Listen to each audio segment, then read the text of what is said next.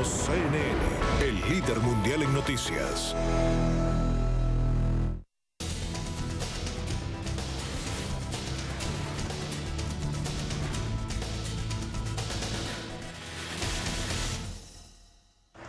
Muy buenas noches, bienvenidos y bienvenidas a esta nueva edición de México Opina, una edición especial dedicada a la toma de posesión de Andrés Manuel López Obrador como presidente de México este sábado. Una jornada intensa se ha vivido este fin de semana, desde muy temprano allá en el Palacio Legislativo de San Lázaro, cuando vimos toda la ceremonia protocolaria para la toma de posesión de Andrés Manuel López Obrador, y después ya por la tarde un encuentro con la sociedad en el Zócalo de la capital mexicana, un Zócalo que ha visto pasar muchos discursos de Andrés Manuel López Obrador, pues uno más el día de ayer, un largo discurso en el que retoma muchas de sus promesas, de sus compromisos, no de esta campaña, sino de campañas anteriores. Son 3 campañas presidenciales las que ha encabezado Andrés Manuel López Obrador. Para él la tercera es la vencida. Bueno, hablaremos de todo lo que se ha vivido aquí en el país, en México, este cambio sin precedentes, este cambio importante para la democracia mexicana. Y nos acompaña una mesa de lujo, Gabriel Guerra, analista político. Gracias, Gabriel, por estar con nosotros. Mario. Alfonso Zárate, también analista político. Bienvenido. Mario,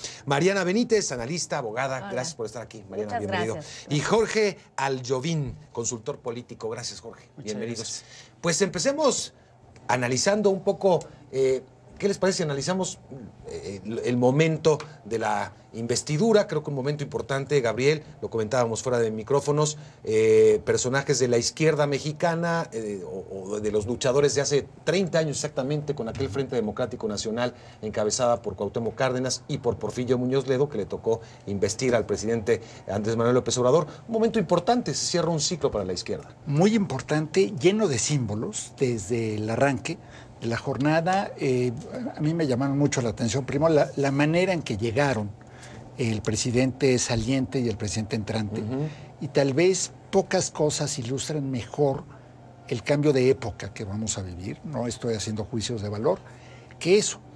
Uno en un coche de clase media, con la ventana abierta, saludando, con un dispositivo de seguridad que mínimo aterrador, la verdad, sí, en muchos aspectos, pero que al mismo tiempo es su estilo, y con algunas imágenes, los ciclistas que se acercaron, en fin, que son pues imágenes muy potentes.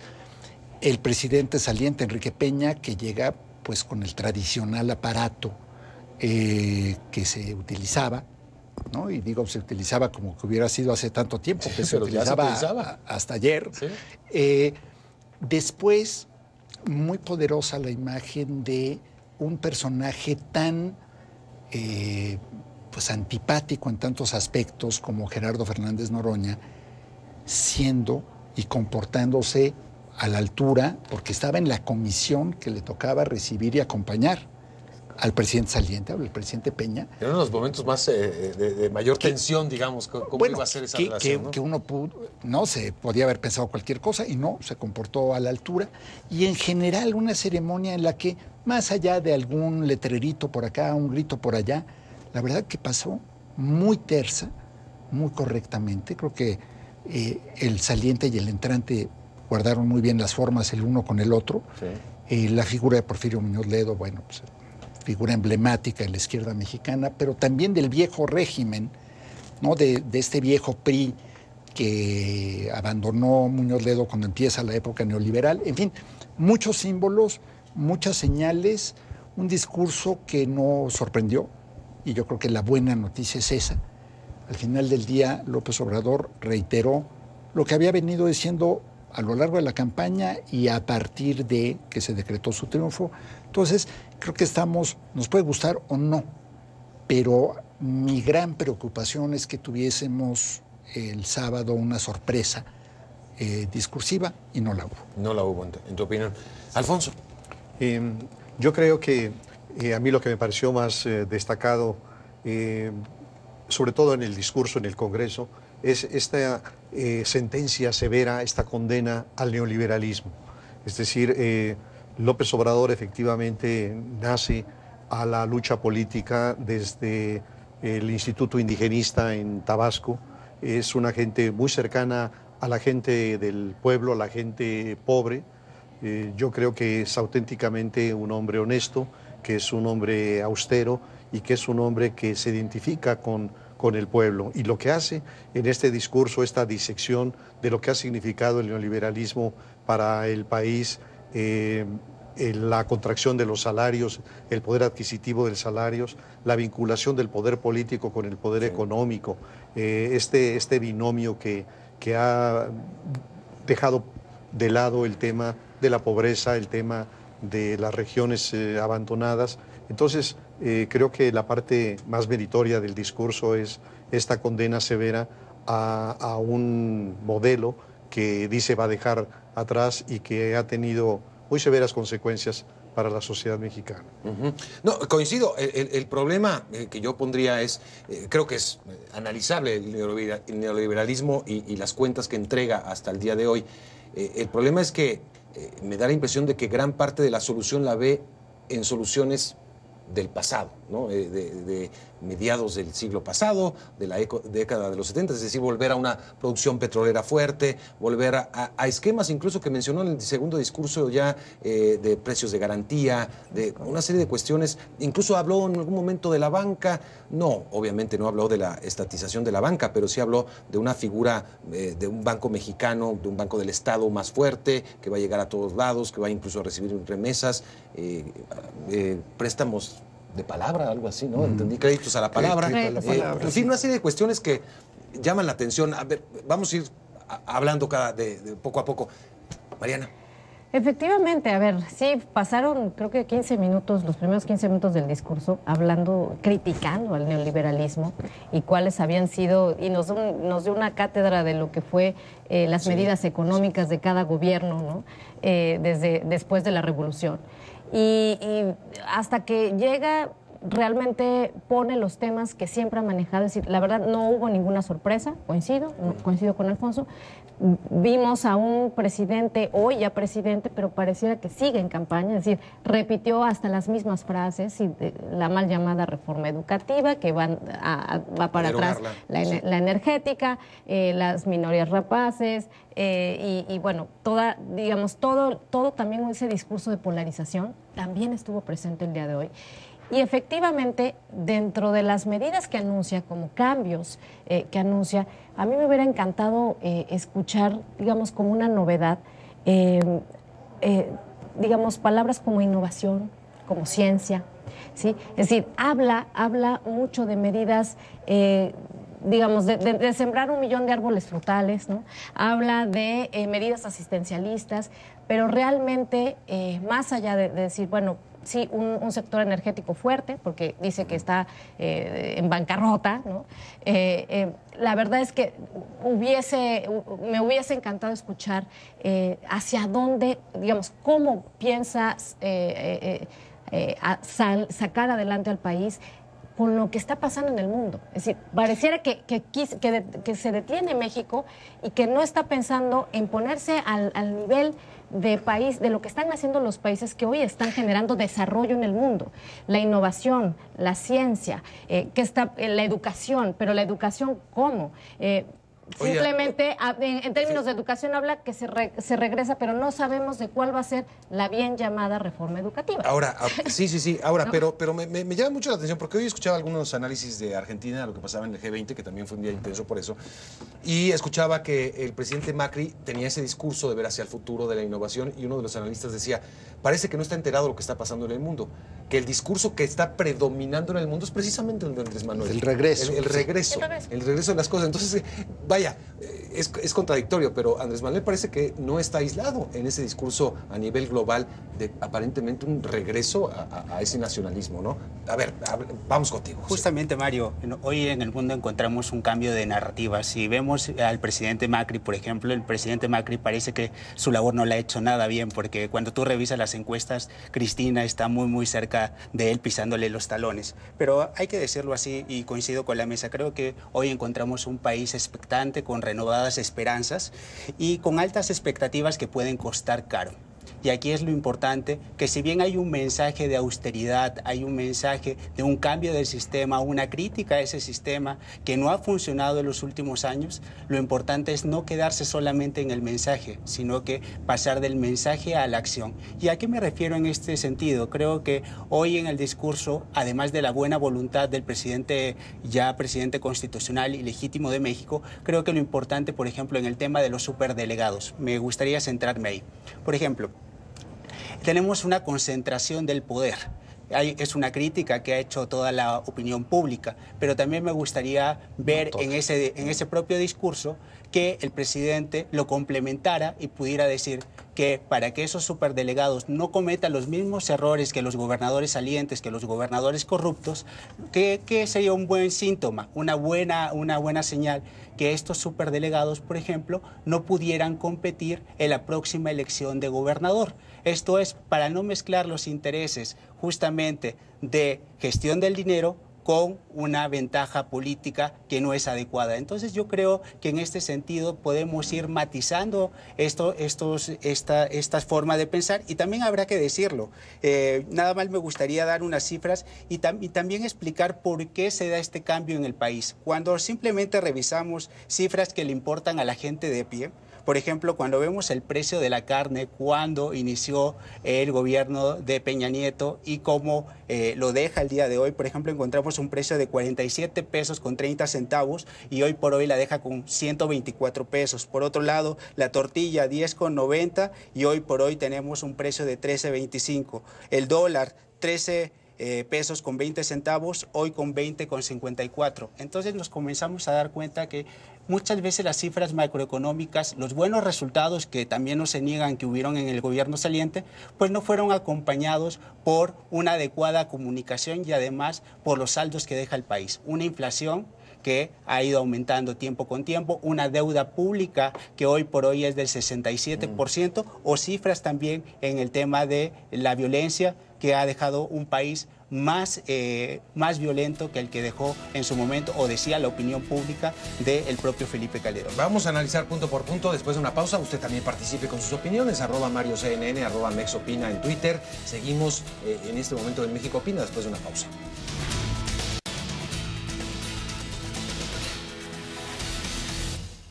No habrá necesidad de incrementar impuestos en términos reales, y ese es un compromiso que estoy haciendo. Ni aumentarán los precios de los combustibles más allá de la inflación. Ahora resulta que los que aumentaron el precio de las gasolinas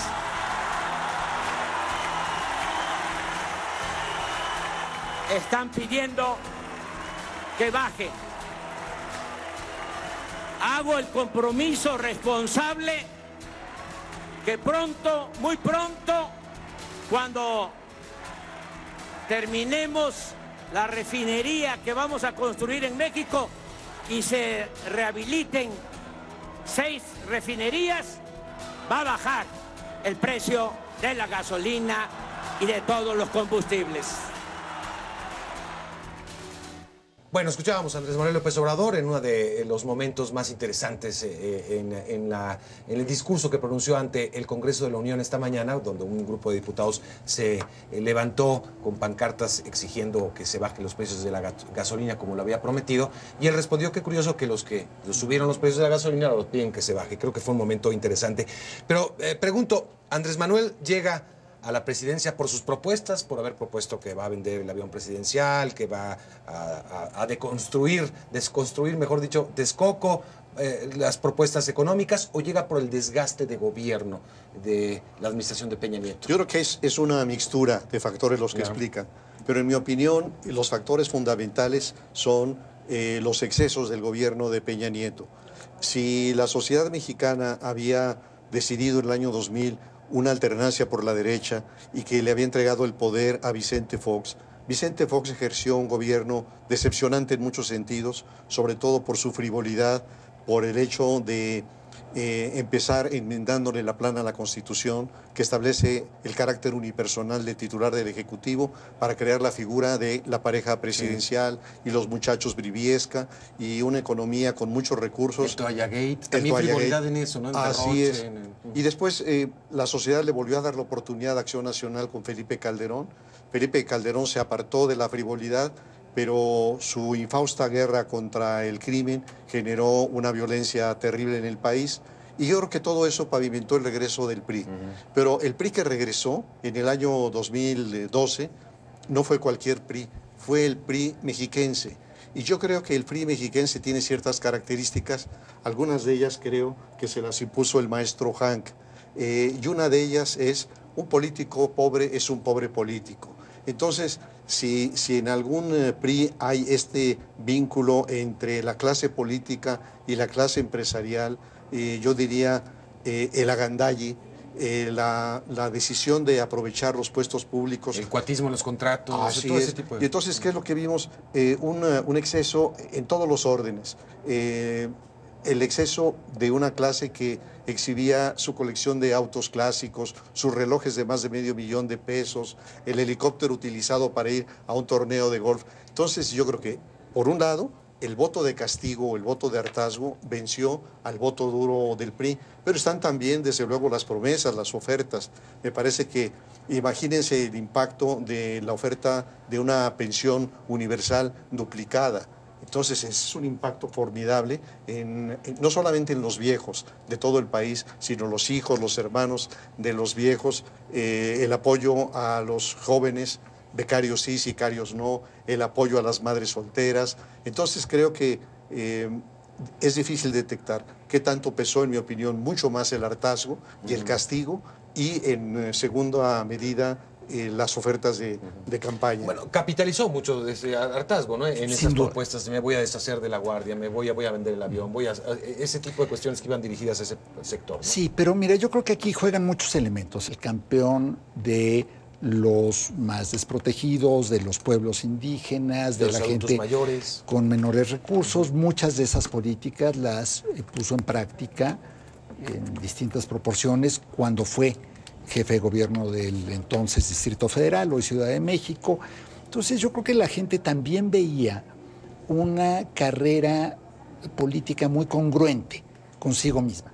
Independientemente que les gustara o no, veían a un hombre que siempre ha traído el mismo discurso, siempre ha traído el mismo estilo, no inventó súbitamente como algún candidato a la presidencia de triste memoria que se subía llegaba en una combi para presumir que era muy ecológico, pero en realidad venía en una Suburban y se bajaba una cuadra antes de llegar al acto y se cambiaba a la combi ¿no?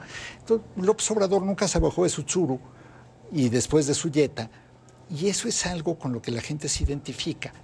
Yo creo que también, y esta es una cosa muy importante, el recuento que hace hoy López Obrador del saldo de los gobiernos neoliberales, la verdad es que en términos estrictamente numéricos, estadísticos, cuantitativos, es un recuento bastante acertado. En términos de crecimiento económico, en términos de mejora o, al revés, de pérdida de poder adquisitivo, de nivel de vida. Y al final, yo creo que si algo le faltó a estos gobiernos neoliberales fue recordar que más allá de las cifras macro, hay en México contémoslo como queramos, 40, 50, 60% de la población que está excluida del desarrollo. Entonces tú decías, a ver, este discurso que habla del pasado y el regreso al pasado, vivimos en un país en el que el 60 o 70% de la población vive en el pasado. Para quienes la idea de la innovación tecnológica, tristemente, Mariana, no existe porque no tienen luz o porque no tienen agua, aunque estén catalogados como que tienen agua, ¿no? Estos municipios en los que pues, oficialmente hay agua corriente, pero cae 2 veces a la semana, si bien les va, o la luz va y viene, o el servicio celular va y viene. Entonces, esa fue la parte que no se atendió y esa fue la parte en donde le fueron prácticamente tendiendo la cama Andrés Manuel López Obrador haciéndole el trabajo sin que él lo tuviera que hacer. Él lo único que tuvo que hacer fue recorrer el país, ser quien es, ¿no? Porque en ese sentido yo creo que no hay una transformación súbita, eso también hay que decirlo. O sea, tal vez es un poco más mesurado, los años no pasan en balde, dicen. No me consta a mí todavía, pero este no es un López Obrador radicalmente diferente a otros, a lo mejor un poco más centrado, a lo mejor un poco menos radical en algunos planteamientos, pero no, la circunstancia del país no cambió. La marginación, la exclusión, la pobreza no cambiaron. Y entonces el terreno sobre el cual había venido sembrando López Obrador, tal vez si los gobiernos sucesivos de Fox, Calderón y Peña se hubiesen dedicado más a atender los fenómenos reales de la pobreza y de la exclusión y la marginación, y menos en quererle ganar con el discurso antipopulista, tal vez la historia hubiera sido distinta. Tengo que hacer una pausa. Regresamos con más opiniones de nuestros invitados especiales en esta noche. Volvemos.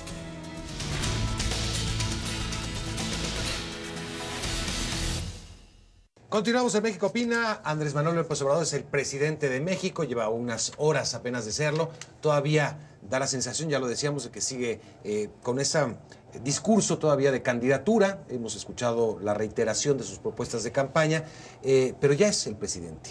Y ya las acciones de gobierno que empiecen, o las cosas que empiecen a pasar en este país, serán atribuidas a la administración de Andrés Manuel López Obrador a partir de ya. ¿Cómo ves las cosas en distintos ámbitos en materia de seguridad? El primer muerto de estas horas será ya atribuido a la administración de Andrés Manuel López Obrador, por ejemplo. Bueno, definitivamente me parece que las primeras acciones serán fundamentales para ir analizando hacia dónde va apuntando este gobierno. En el tema de seguridad, sin duda alguna, creo que va a ser el tema que va a tener mucha atención en los próximos días.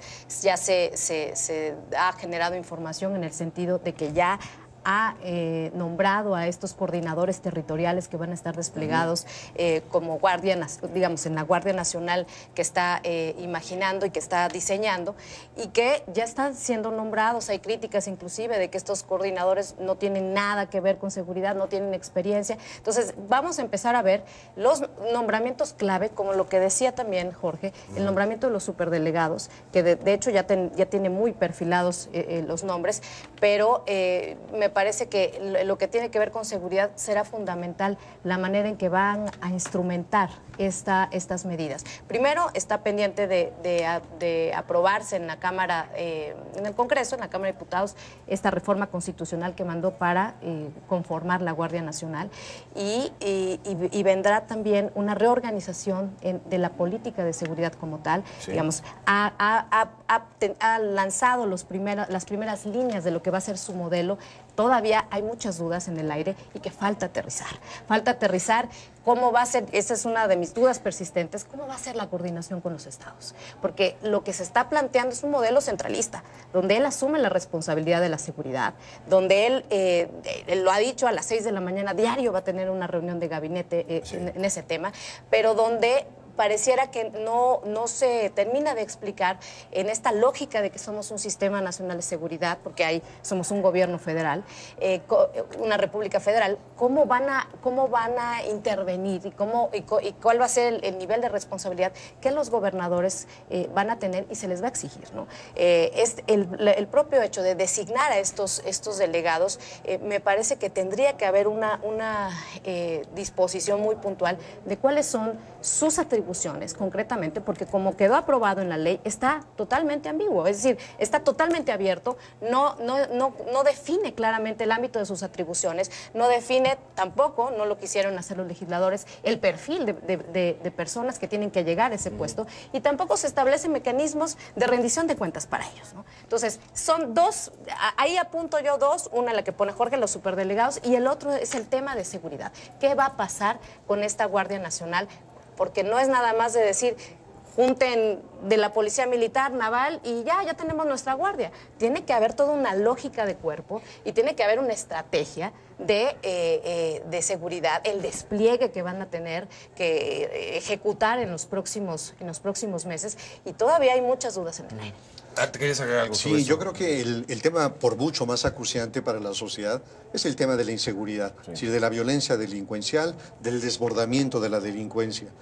Digamos, si vemos el país hace 18 años, hace 12, al momento actual, de tener ciertas manchas de inseguridad, hoy las manchas son inversas. Son pocos los estados de la República en donde hay una relativa calma. La violencia es brutal y a mí me parece que el plan de paz que presentó López Obrador es absolutamente insuficiente. Yo no estoy en contra de que se despliegue al ejército. Me parece que el ejército es la última línea de defensa del Estado mexicano y que frente a la descomposición de las policías no había otra alternativa. Pero lo que yo reclamo es que no haya una conciencia del carácter sistémico del tema delincuencial. ¿Esto qué quiere decir? Que va a servir de muy poco el despliegue militar si no se atienden todos los estamentos institucionales que tienen que ver con la inseguridad, si no se atiende el fortalecimiento de la policía municipal, de la policía estatal. Sí. Los policías municipales ganan en promedio 4.500 pesos, no tienen seguridad social, tienen armas viejas, no tienen condiciones. Tenemos que hacer algo en ese nivel, pero de nada serviría si no pasamos al nivel de la Procuración de Justicia. Tenemos el Ministerio Público en la mayoría de las entidades federativas también deficiente colapsado. O corrupto, colapsado. Tendríamos que hacer algo ahí, pero si hiciéramos en las policías y en el estamento del Ministerio Público, pero no atendemos el sistema judicial, no servirá de nada. Entonces, lo que yo veo, Ayuno, en el plan de paz es solamente el despliegue militar y no hay ninguna línea en torno a cómo vamos a enfrentar esto desde un punto de vista sistémico. Jorge. Efectivamente, creo que uno de los grandes retos que tiene hoy por hoy el gobierno es entender que los cambios no son una voluntad unipersonal, se requiere de instituciones fuertes. Por ahí dicen una frase que la ley que manda no polariza. ¿Y qué quiere decir esto?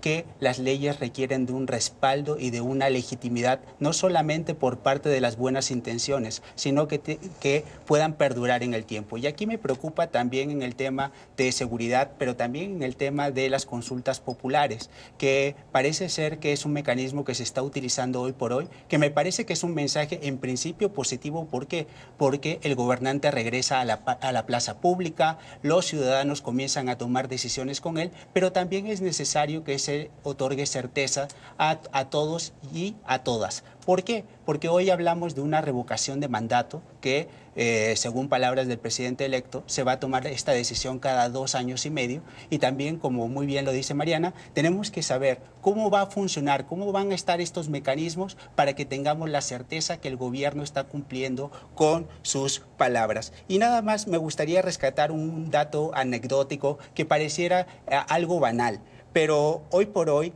cuando vemos que los pinos se abren a la ciudadanía en general, vemos que los gobernantes regresan a un estado donde pueden estar en una comunicación directa con los ciudadanos. Y solamente doy un dato, y que es importante. Creo que hemos perdido de vista que, por ejemplo, Los Pinos tienen 56,000 metros cuadrados, 4 veces más grandes que la propia Casa Blanca. Y entonces, justamente lo que decían en esta mesa, y lo apuntaba muy bien Alfonso, efectivamente tenemos un hartazgo social, tenemos una tormenta perfecta que se juntó para López Obrador por la labor decepcionante del gobierno saliente. Y solamente un punto.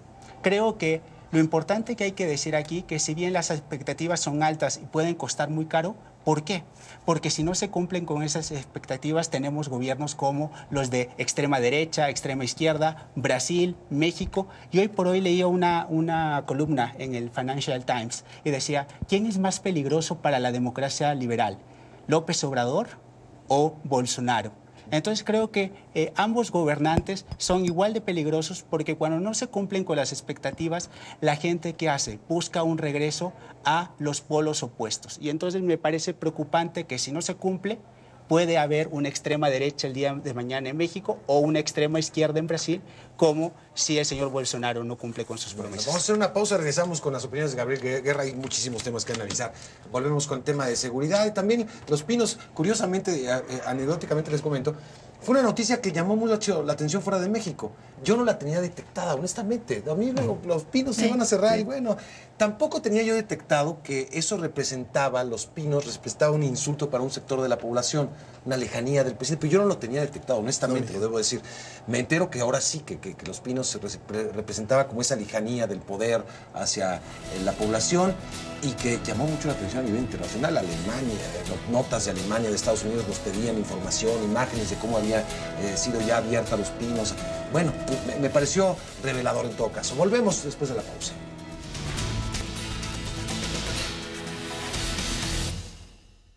Pues ahí escuchábamos a Andrés Manuel López Obrador. El pueblo da y el pueblo quita, dice Andrés Manuel López Obrador en otra de sus frases que ha repetido a lo largo de muchos años ya. Gabriel Guerra, hablábamos del tema de seguridad hace un momento. Tengo la impresión de que es el único tema en el que sí hemos visto un cambio en las opiniones, en las estrategias de Andrés Manuel López Obrador. Sí, mira, yo creo que aquí dos temas me gustaría abordar. Primero, muy rápido, el de los superdelegados. Sí.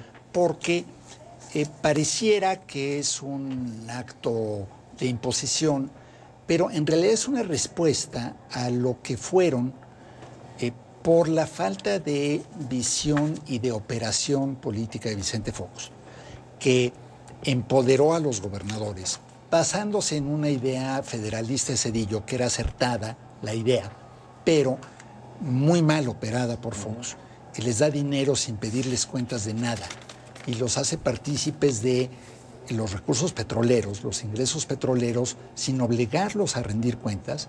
Y además, digo, en el colmo ya de las paradojas, lo hace para que le aprueben una reforma fiscal que luego no le aprueban y no da marcha atrás. Entonces terminamos con casos verdaderamente oprobiosos de corrupción en todo el país. O sea, hay algunos que son los que más identifica a la gente, pero en el fondo lo raro, así como decía Alfonso, hay islas hoy de paz, cuando antes había islas de violencia. Bueno, ahora lo raro es hablar de un gobernador que no salga manchado por acusaciones de corrupción. Entonces, yo creo que ahí el diagnóstico de López Obrador, espero no equivocarme, se necesita un contrapeso, porque no existía. Los congresos estatales, lamentablemente, fueron demasiado fáciles de manipular, de comprar. Claro, en muchos casos. Entonces, yo creo que ahí eso, por lo menos la intención que yo adivino es ser un contrapeso a los gobernadores. En el tema de seguridad, sí me parece que hereda López Obrador una situación de descomposición institucional gravísima. Las policías no operan. En 12 años de combate al crimen organizado no se logró crear una policía nacional suficiente para enfrentar el reto. No se logró profesionalizar a las policías municipales ni a las estatales. No se logró ni siquiera algo que parecería de elemental resolución, el mando único en los estados. Todo lo que mencionaba Alfonso Zárate, los ministerios públicos, los policías municipales, el sistema judicial, está todo lleno de agujeros por todas partes. Entonces resolverlo no va a ser fácil. Quienes critican la militarización, que más me causa gracia porque muchos de ellos son los que aprobaron la Ley de Seguridad Interior. Como la de las gasolinas, ¿no? Es un poco como la de las gasolinas. Sí. A ver, yo vengo de una generación en la que uno prefería que el ejército no estuviera en las calles, porque además se había vuelto el ejército símbolo de represión. Lamentablemente no hay otra alternativa. Y López Obrador, y aquí sí hay un cambio radical de lo que fue la campaña a lo que es ahora. La crítica feroz y muy injusta a las Fuerzas Armadas que traía López Obrador en campaña se transformó en un reconocimiento de su institucionalidad, incluso en un gran elogio que hace hoy de ellas, y en la designación de un militar impecable, que tiene experiencia de campo, tiene experiencia de batalla, ¿no? Qué triste decir de tu propio país, que un país que no está en guerra formal, que tus militares tienen experiencia en el campo de batalla, pero así es, y que es un militar además aceptado por el ejército y respetado por el ejército. Ahí sí hay un cambio radical. Ahora, para cambiar eso, van a tener que pasar muchos años y lamentablemente no se hizo la tarea anteriormente. Ahora, lo que critican las organizaciones sociales es que está comprobado que la presencia de largo tiempo del ejército en aquellos lugares donde ha estado interviniendo en los últimos años no ha disminuido los niveles de violencia, sino todo lo contrario. Contradictoriamente, si uno sale a la calle y hace una encuesta, la gente vota porque esté el ejército en las calles. Pide, o sea, es la institución más confiable de nuestro país hoy por hoy, ¿no? Pero además, si vas, y perdón, Mariana, nada más muy rápido, si vas a Tamaulipas, si vas a Nuevo León, si vas a Chihuahua, la gente pide que llegue el ejército porque no confía en las policías estatales. Claro. Tengo que hacer una pausa y regreso con Mariana en un momento. Mariana Benítez.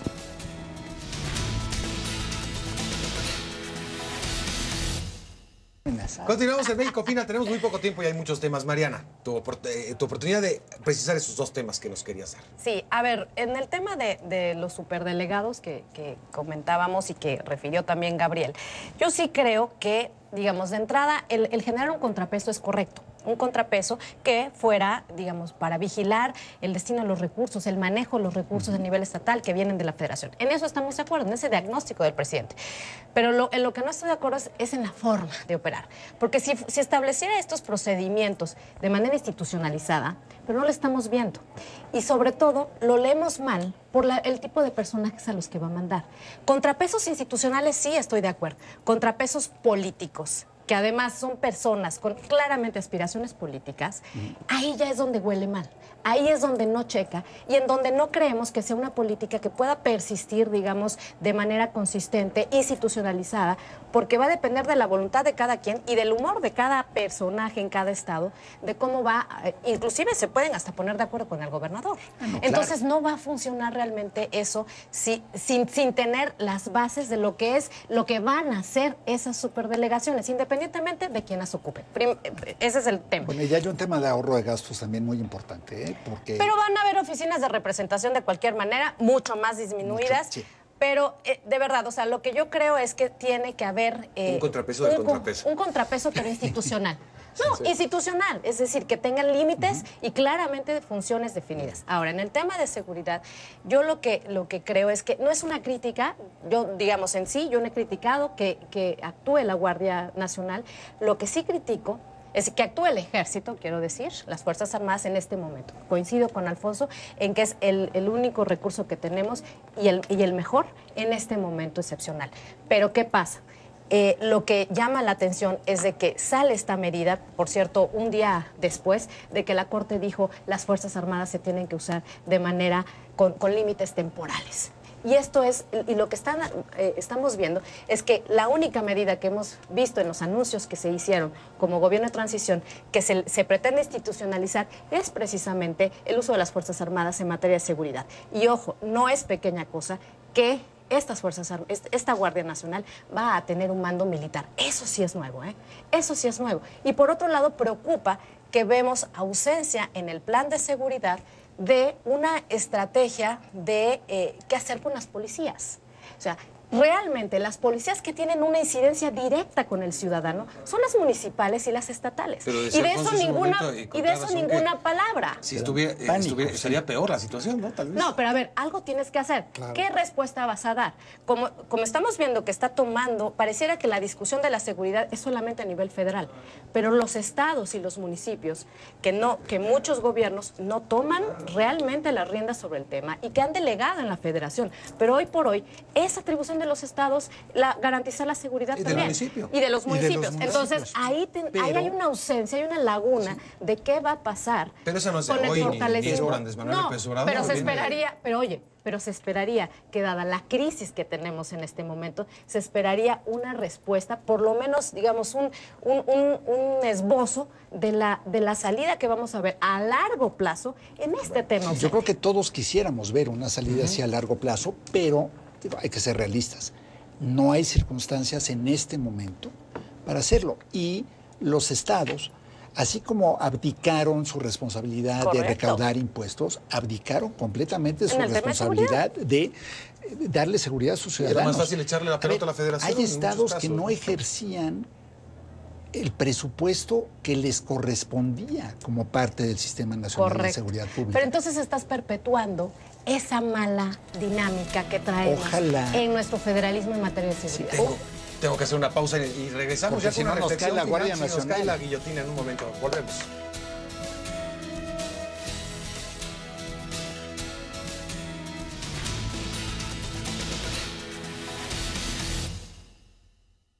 Llegamos al final de México Opina. Una reflexión final de nuestros invitados, Jorge, por favor. Mira, rápidamente yo te diría que a partir de todo lo que hemos visto en la mesa, estos problemas endémicos de violencia, corrupción, impunidad, tenemos que resolverlos básicamente con instituciones y leyes fuertes. Porque si bien los políticos trabajan para ganar con votos, después ellos ganan un lugar en la historia, pero con instituciones, con leyes que nos hagan recordar que dejaron un legado, que no solamente son medidas unipersonales. Pero creo que también aquí es importante, y solamente lo apunto, creo que el día de hoy, para combatir cualquier vestigio de autoritarismo, necesitamos de una oposición articulada. Y hoy no la tenemos en el país.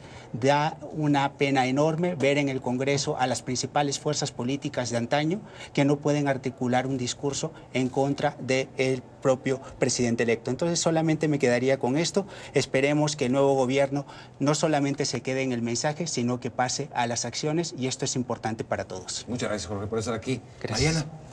Bueno, hoy inicia, coincido en que hoy inicia una nueva era, ¿sí? Estoy convencida de ello. Y ya dejó muy claro, es decir, no se va a salir de ese guión que trae originalmente el presidente, ya dejó muy claro cuáles van a ser sus prioridades. Me parece que no va a haber sorpresas en eso, al menos en el mediano plazo.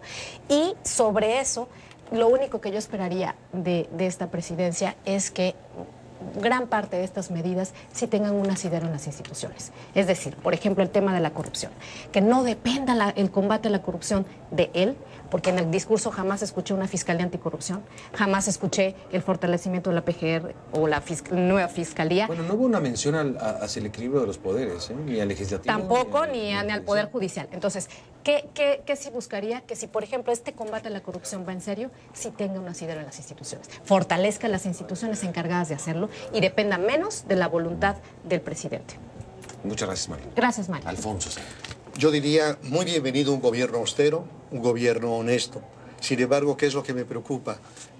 Los abuelos decían, ni tanto que queme al santo, ni tampoco que no alumbre. Y eso nos habla de la necesidad de tener un justo medio.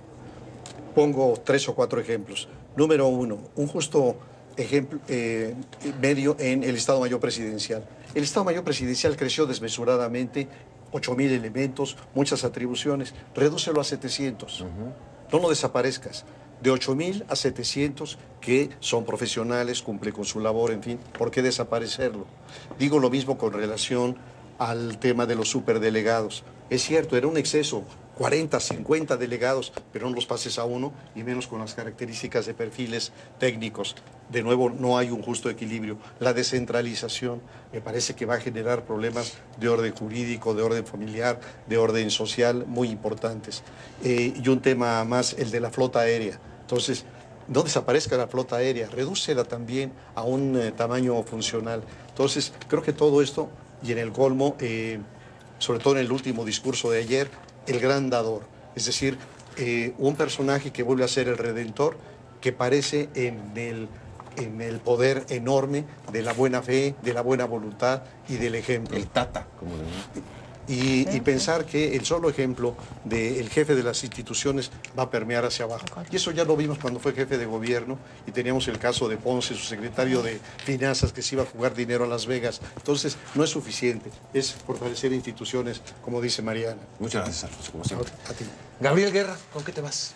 Yo me voy con que nos queda a todos una enorme tarea por delante, no solamente al nuevo gobierno, que por supuesto tiene retos enormes, pero yo creo que es un buen momento para que reflexionemos todos acerca de la importancia, sí, de las instituciones, lo dice muy bien Mariana, sí, de los balances y los contrapesos, pero también de las responsabilidades de la sociedad civil, las responsabilidades de los ciudadanos, las de la oposición, como bien mencionabas.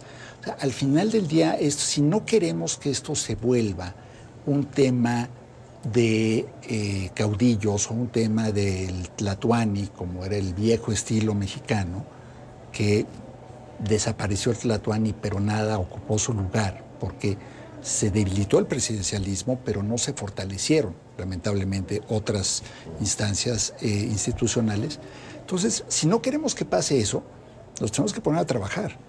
Y no solamente y lo digo no por quienes estamos en esta mesa, sino por muchas voces que ahorita ya están pronosticando o el camino directo al cielo, al paraíso, o la debacle absoluta. Porque, perdón, un país no se va al caño del desagüe por un solo hombre. Se va porque la sociedad y los ciudadanos fallan. Y hemos fallado colectivamente a lo largo de décadas. Entonces yo creo que es hora de que todos nos pongamos a trabajar para que podamos exigirle también al nuevo presidente que no se exceda y que no se extralimite. Muchas gracias, Gabriel. Gracias a los cuatro por estar aquí. Muchas gracias. Gracias a usted por acompañarnos. Nos esperamos el próximo domingo en México Opina. Que pase una excelente noche.